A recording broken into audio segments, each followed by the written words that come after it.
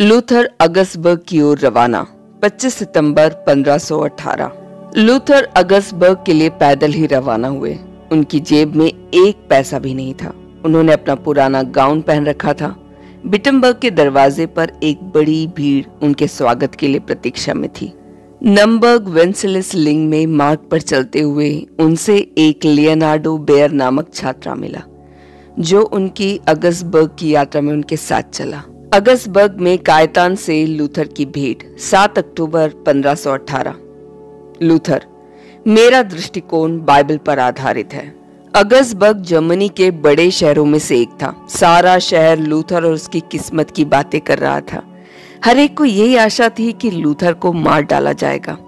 जिस किसी ने भी यदि पोप को चुनौती दी हो तो वह कभी भी नहीं बच पाया। पोप को चुनौती देने वाला अंतिम व्यक्ति प्राग का जॉन हस था, जिसे बड़ी बेरहमी से जिंदा जला दिया गया। 12 अक्टूबर को लूथर कार्डिनल कायतान गयता के थॉमस डी बयो के सम्मुख उपस्थित हुआ। लूथर ने सीधे निवेदन किया कि पोप का संदेश पढ़कर सुनाया जाए। दरबारियों ने लूथर की हिम्मत पर आश्चर्य से अपनी आंखें खोली, परंतु कार्डिनल ने अपना क्रोध छिपाते हुए अपना हाथ हिलाकर सूचित किया कि उसका निवेदन नहीं माना जा सकता है। तब तो लूथर ने उत्तर दिया, अत्यंत सम्मानीय फादर, मुझे बताया जाए कि मैंने कहां गलती की है। दरबारियों को अभी भी बहुत आश्चर्य हो रहा था, परंतु कायतान अभी भी दृढ़ था। प्रतिनिधि ने लूथर का शोध पत्र उठाया। देखिए, उसने कहा, 7वें प्रस्ताव में आप पवित्र भोज का इनकार करते हैं कि इसका लाभ तभी होगा जब व्यक्ति को विश्वास हो, और आपने 98वें प्रस्ताव में आप इस बात का इनकार करते हैं कि मसीह के गुण उस भाग का हिस्सा है जिनसे पोप विश्वस्तों को क्षमादान देते हैं। परंतु लूथर ने उसी समान निर्णय के साथ उत्तर दिया, चूंकि बड़ी नम्रता से, मैं पवित्र बाइबल से इसका प्रमाण मांगता हूं कि मैं गलत हूं। मेरे दृष्टिकोण बाइबल पर आधारित है, सिर्फ बाइबल पर। कार्डिनल ने मजाक उड़ाते हुए कहा, पोप बाइबल और परिषद से ऊपर है। लूथर ने उत्तर दिया, यदि पोप बाइबल से ऊपर है तब तो उसके पास कहने के लिए कुछ भी नहीं है। कायतान ने तुरंत उसे धमकी दी, क्या तुम्हें पता है कि पोप को जर्मनी की चिंता है? उनकी छोटी उंगली पूरी जर्मनी से ज्यादा ताकतवर है। अथवा क्या आप सोचते हैं कि आपका राजा अपनी सेना के साथ आपकी रक्षा करेगा? 4 दिन तक कार्डिनल उस पर दबाव डालता और धमकाता रहा कि उसे बहिष्कृत कर दिया जाएगा। लूथर ने दृढ़ता से इंकार किया और घोषणा की, मैं अपने विवेक के विरुद्ध कुछ नहीं कर सकता। मैं मनुष्य के बजाय परमेश्वर की बात मानूंगा। बाइबल मेरी ओर है। चौथे दिन यह स्पष्ट हो गया कि कोई भी समझौता संभव नहीं था। लूथर की स्थिति पोप के पूरी तरह विरुद्ध थी। इस पर लूथर के मित्रों और समर्थकों का यह डर था कि लूथर को या तो बलपूर्वक गिरफ्तार कर लिया जाएगा या पोप के लोगों द्वारा मार डाला जाएगा। लूथर के मित्रों ने उससे तुरंत निवेदन किया कि वह विटनबर्ग को भाग जाए। राजा के सचिव स्ताउपिस ने उनके लिए एक घोड़े का और एक गाइड का प्रबंध किया, जो देश को अच्छी तरह से जानता था। ऑगस्टबर्ग के मजिस्ट्रेट लॉन्गमनटेल ने रात्रि में गलियों से उसे बाहर निकाला। लूथर रात्रि भर बिना पतलून और बूट के घोड़े पर सवार चलते रहे और मोनहाइम के पहले कस्बे में पहुंचकर इतने थक गए कि अस्तबल के भूसे पर ही गिर गए। जब लूथर विटनबर्ग में लंबी यात्रा के बाद पहुंचे, उनका स्वागत एक राष्ट्रपति हीरो के रूप में हुआ। उनके 65 शोध पत्रों की यह पहली वर्षगांठ थी। सारा देश लूथर के साहसिक कदम पर उत्साहित था और कायतान के साथ बातचीत का ब्यौरा जानना चाहता था। लूथर ने अपने साक्षात्कार को प्रकाशित किया और लोगों की भीड़ छापे खाने वालों के पास लग गई कि साक्षात्कार की प्रति प्राप्त करे। कागज छापे खाने से गीला गीला निकलता ही था कि दर्जनों हाथ बढ़कर झपेट लेते थे।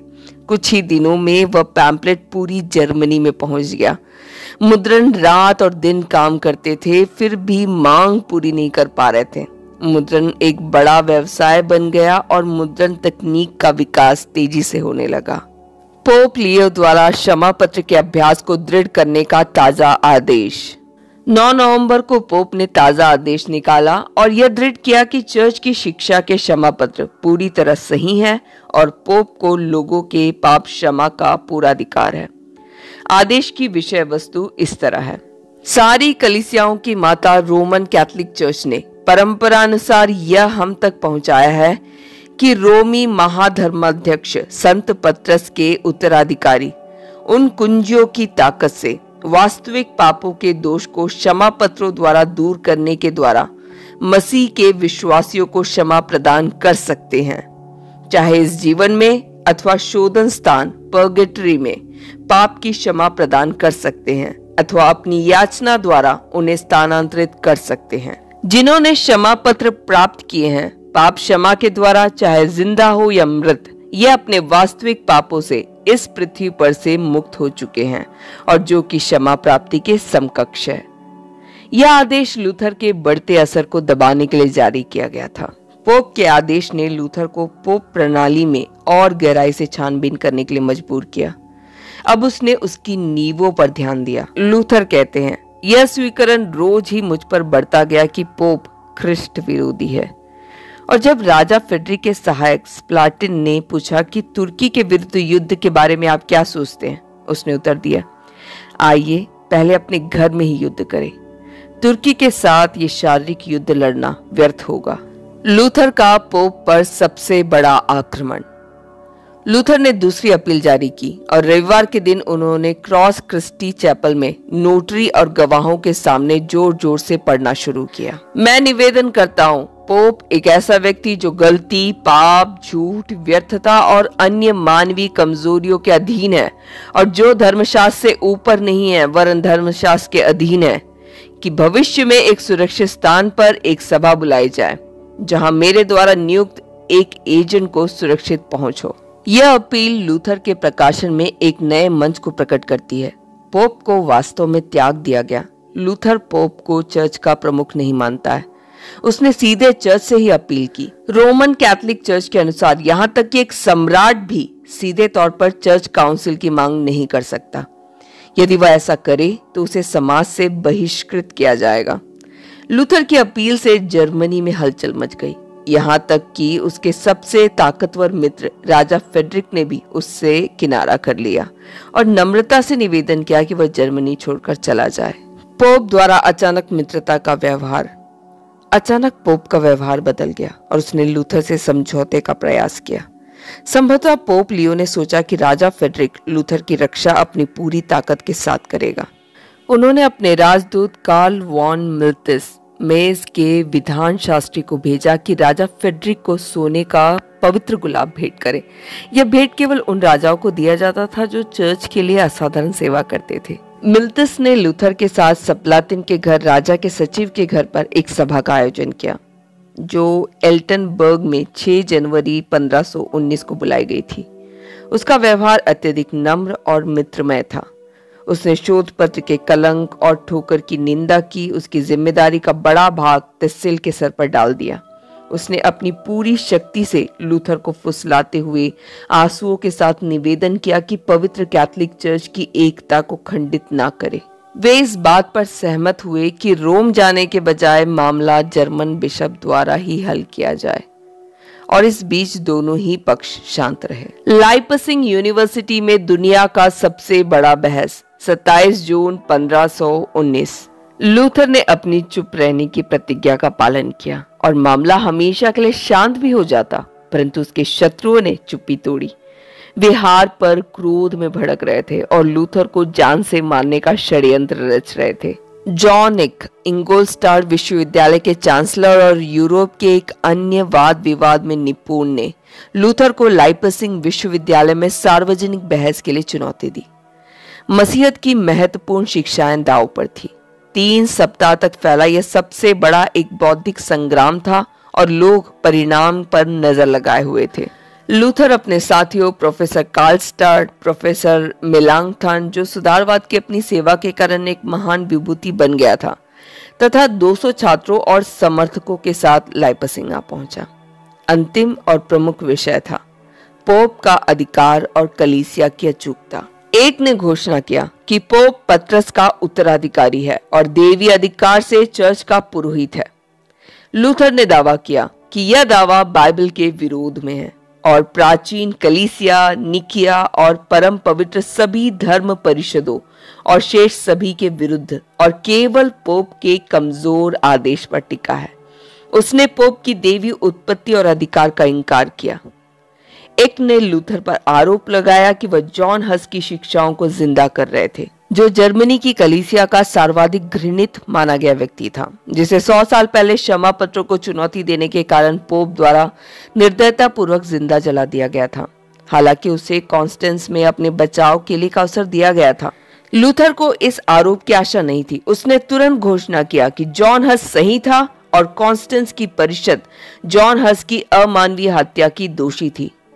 इन शब्दों पे तो सारा अधोलोक ही टूट पड़ा। राजा ड्यूक जो सामने बैठे थे, उन्हें झटका लगा, मानो उन पर बिजली गिर पड़ी हो। भीड़ कांप गई। तब तक दुनिया में किसी ने भी चर्च परिषद को कभी चुनौती नहीं दी थी। चर्च परिषद अक्सर 100 वर्ष में एक बार बुलाई जाती थी और यूरोप के सारे देशों से सैकड़ों बिशप उपस्थित होते और विश्वव्यापी स्तर पर अंतिम अदालत के रूप में मानी जाती थी। उनके निर्णय परमेश्वर के निर्णय माने जाते थे। लूथर द्वारा कॉन्स्टेंस की परिषद पर दोषारोपण रोमन कैथोलिक चर्च पर सबसे बड़ा निर्भीक आक्रमण था। जॉन हस के पक्ष में भी कलीसिया के शहीद के रूप में यह पहला दोष निवारण था। यह कलीसिया के विरुद्ध एक साहसी दोषारोहण था कि वह जॉन हस शहीद की मृत्यु की दोषी है। लाइपसिंग विश्वविद्यालय के छात्र भय से शांत चुपचाप खड़े रहे, जबकि भीड़ में सभागार में बैठे पुरोहित भय से अपने मुंह पर ताला लगाए बैठे रहे। एक ने जीत का दावा किया और उस पर सम्मान, पुरस्कार और शीर्षकों की बौछार हुई, परंतु लूथर ने जवानों पर एक गहरी छाप छोड़ी। विद्यार्थी विशेष रूप से लूथर से प्रभावित हुए। अनेक छात्र लाइपसिंग विश्वविद्यालय छोड़कर विटनबर्ग में शामिल हो गए।